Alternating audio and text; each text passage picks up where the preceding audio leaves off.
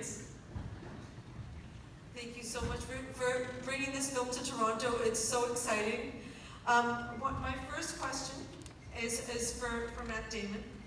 Well, I'm going to tell everyone, Matt's actually getting on a plane in 20 minutes, so that's why we're giving him the first questions, because otherwise, of course, they would all go to everybody else. Noah. Exactly. So your performance is so textured, the way that you manage like your friendship with Christian, and also the desires of the Ford company. What did you draw from? How did you draw that inspiration? How did you elicit this incredible performance? Thanks. That's a very nicely phrased question. No, for me, the whole way into this thing, I'm not a car person. Jim's not a car person. The whole way in was about people who collaborate and cooperate to make something that's bigger than they are, and that's kind of what we all spend our lives doing. And so I could really, relate to Carol Shelby. Like I'm not, cars were really important to this guy. They weren't, they don't really have that kind of meaning to me. But I do understand that feeling of wanting to build something with my friends, and so that was how I really connected with the guy. Yeah, and you have to straddle that relationship between the person that truly understands the car and the company that just wants, results, which is so interesting about. Well, that's also our world. Right? Yes. There's like a one-to-one comparison. It's absolutely perfect. We all recognize our lives in those situations, making movies. And is that what attracted you all to this story then? I loved the characters. I loved the variation in the characters. I loved that everyone was coming with a different agenda. I also loved the world of the cars as it was unfolded to me, meaning that discovering what racing, I was never turned on by racing on sports shows, and other racing movies hadn't turned me on, but I felt that the characters, when I read about them and researched them and learned about them, were making me interested, because there were so many. Every character played by these actors had a different agenda or a different need coming out of this world. Very much again, like us when we make movies, where we all meet is where the nexus of all our desires cross, and that to me was the interesting part of it, and trying in a way. I was trying to make, when I made Walk the Line, I was trying to make a movie for people who might say, Johnny Cash, drinking and driving and like, how can I turn them around? Because I know it's that much more than that. And I assume the racing world has to be more interesting than long, slow panning shots of cars at a very distant, long lens. So and then the movie teaches us this. I learned that it is, and in some way, hopefully, some of you guys in the audience might have come with trepidation, going, I don't give a shit about this. But like, it was more interesting than I thought.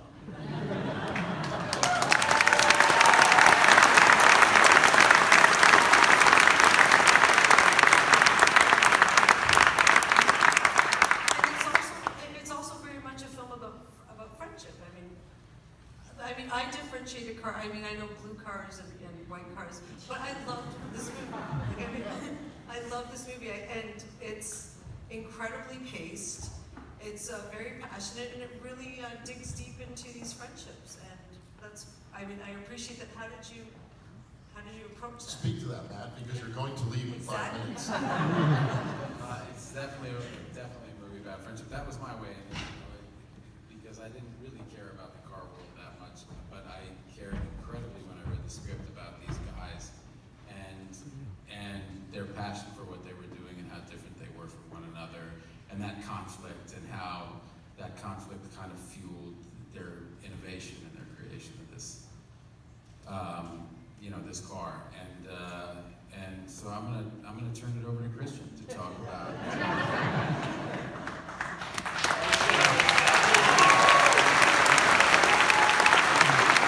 Good night, everybody.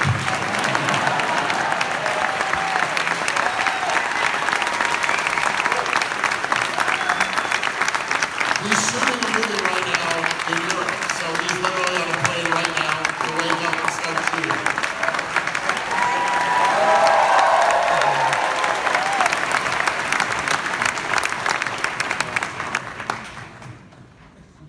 was saying, over to just, you. you know, Matt and I spoke after he had first seen the film.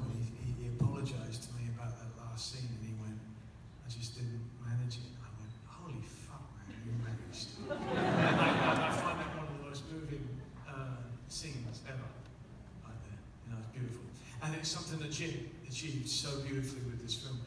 Precisely, I think, because he's not caught up in the details of racing. He sees the ultimate meaning, you know, of it, and I think Matt does such a wonderful job in this film. You know, it moves me so much. Yeah.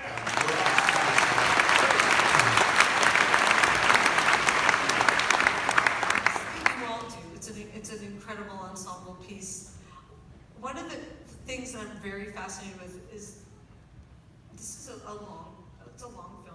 I could not get enough. How did you manage this incredible pacing? Well, you should have seen the 3-hour and 15-minute version.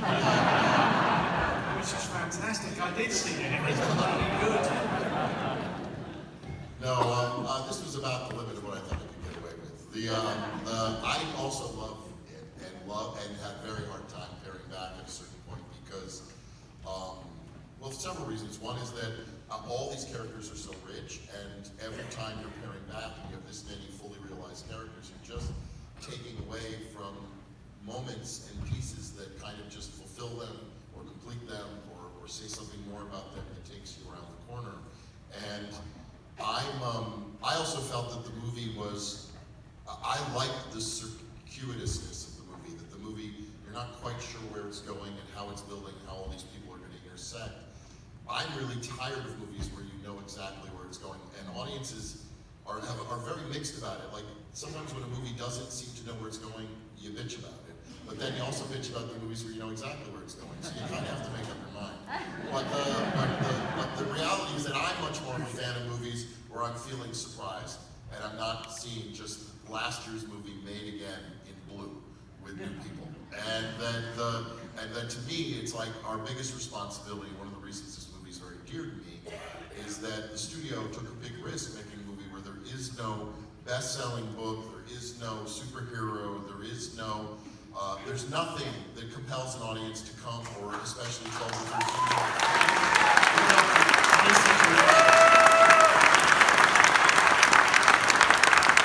if you want to have a little sympathy for the studio execs, and I think it would be speak for the Ford executives' characters in this movie too. They get fired when shit doesn't make money. So it's like, I don't.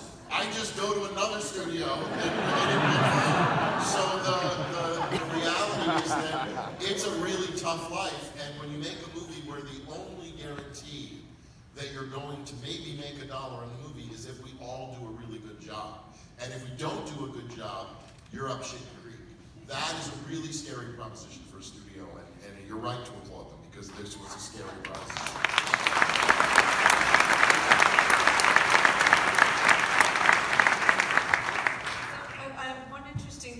Another of the many interesting thing is you were all playing real people, right? And I'd like to hear a little bit about the research that went into those characters, because they're very fulsome characters, all of them.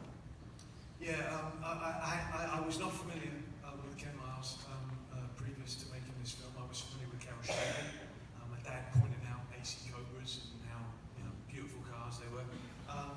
I'm actually going to watch the film with Peter Miles and his daughter, Ken's son and granddaughter on Sunday, which, bloody hell, how am I not going to blub doing that? But what a character, Ken Miles was just extraordinary, in his passion, and somebody who was a grumpy bastard, and difficult, and an arsehole at times, but you just missed him so much, and you love him, and he's an essential part of it. And he's got a dream, and that's really what it's all about, regardless of our, knowledge about racing or not. It's all about a dream that we can all relate to. And ultimately, the first time tonight was when I watched it with a big audience. And it was the first time that I'd been able to truly relate it to my own life and people who I've lost as well. And And that's really what the film is all about, you know? It happens to be told at 230 miles an hour, but it's really about the people that you love and have lost, and the dreams and what you want in your life.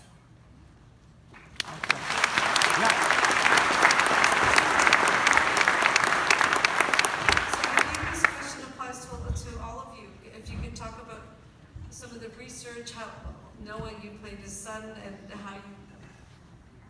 Is that really him? Look at him. I know. mean, He's so much bigger. Is that Peter Miles right now? I can't believe it. He's going about a foot.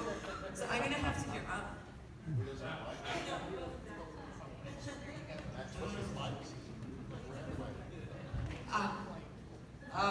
Well, I actually didn't get the chance to meet Peter Miles. I know you two did, but I heard he's lovely. Honestly, you know, as a kid, I loved cars, and I was always obsessed with them, and I kind of fell out of love with it, I guess. And the reason I kind of, I you know, wanted to do this movie was because when I read the script, it re-sparked my love of cars, and suddenly I was like, I've been missing this the whole time. You know, if I wasn't an actor, I would have been a racing driver, definitely. so there's that. I mean, Your mother's nodding right over there. Yeah, Christian, why do you have to take all the driving seats? I wanted to do something. Yeah, but there was that with the script. It was just incredible, and it described it in such a raw and real way for me, and so that was really intriguing. And then I guess in research, I actually did a school project on Le Mans 66, and because, you know, when you're doing a movie like this and you're doing So history. cheap. You had all the research done? Yeah. So cheap. But I did it anyway. And so I learned about what happened, and I learned about the track and all the different turns, and I really loved it. I really loved the race, and I want to stay up with my friends next year and try and do the whole thing, the whole 24 hours. Was it this year? I don't know when it is. Anyway, but yeah, I guess just researching the race and researching what happened to Ken, and just, you know, doing a bit of history, I guess.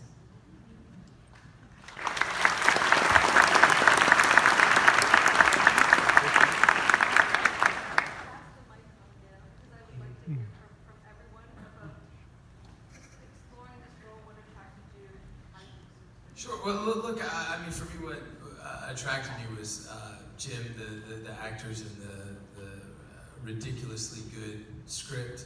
You know, I think for Lee, there's so much out there on him. A beautiful book by Mr. Novak, and you know, there's a wealth of information. He's unbelievably renowned and revered, this titan of industry. I just thought it was a really wonderful opportunity to pinpoint Lee at this space and time, when he was full of ambition and hope and nerves, and you know, he wasn't this titan in industry, but he was on his way, and I think it says a lot about what it takes to make it there. He wasn't born into it, and I connected with him personally, and I'm really grateful that I got to be a part of this.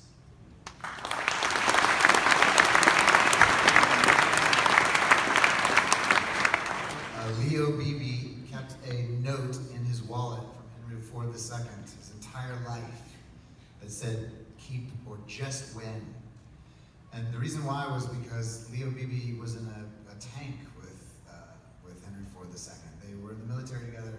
He had this incredible friendship with him and passion for him as a man and as a leader, and a belief in the company and a belief in the mission of what he felt Ford was supposed to be for this country. So this idea of why he is the bad guy of the movie came from this, like, again, this amazing friendship that he had, this amazing respect he had for his friend. So, I mean, it's kind of a strange, I keep going back to that element of the story, which I find so beautiful. This, even with the bad guy, it comes down to his loyalty to his friend and to his in a sense, to his company, or you could in some ways say he's the true loyalist. You know, he believes in the mission. And I don't know, that's what I kind of kept going back to, and Jim and I talked about the whole time, and the thing I keep finding so deep and beautiful about this movie that a movie that is ostensibly this fast, wonderful, furious piece of entertainment is truly at its core about something so much deeper and so much more lovely, actually. So, yeah.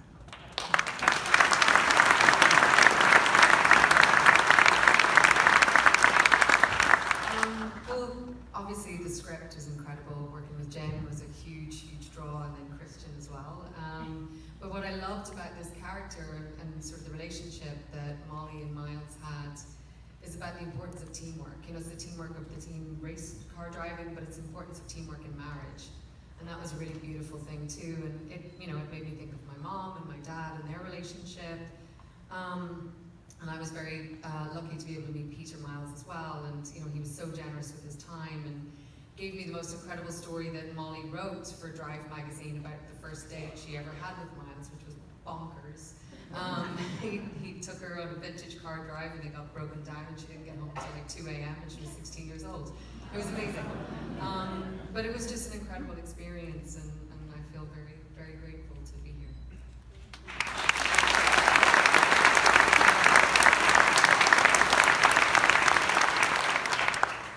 I didn't do a lot of research.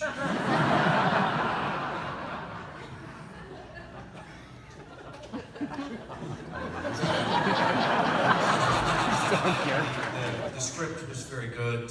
I watched a couple of YouTube videos. Not helpful.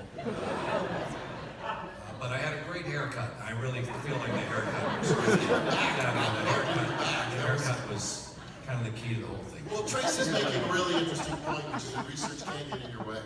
Because you could read as many versions of Lee Iacocca's life as you can find books. You could find, there's a lot of times, I mean, speaking as a director of actors, I've seen it get majorly in the way if people don't know how to use it or sample it the right way.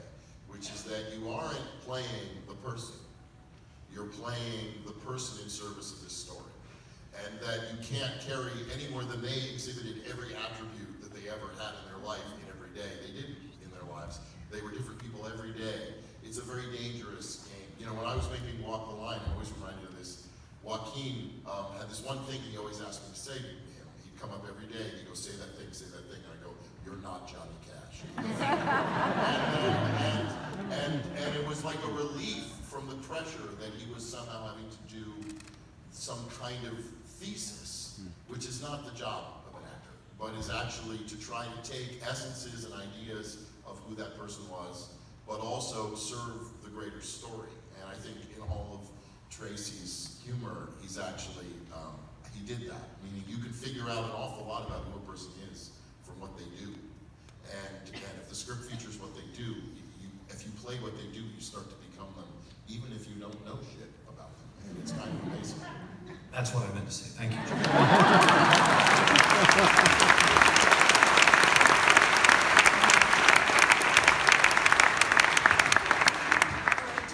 That so beautifully. It's absolutely wonderful. I just want to thank you all for being here at TIFF, sharing this incredible film with us, and to all of you, Ford versus Ferrari, tell everyone.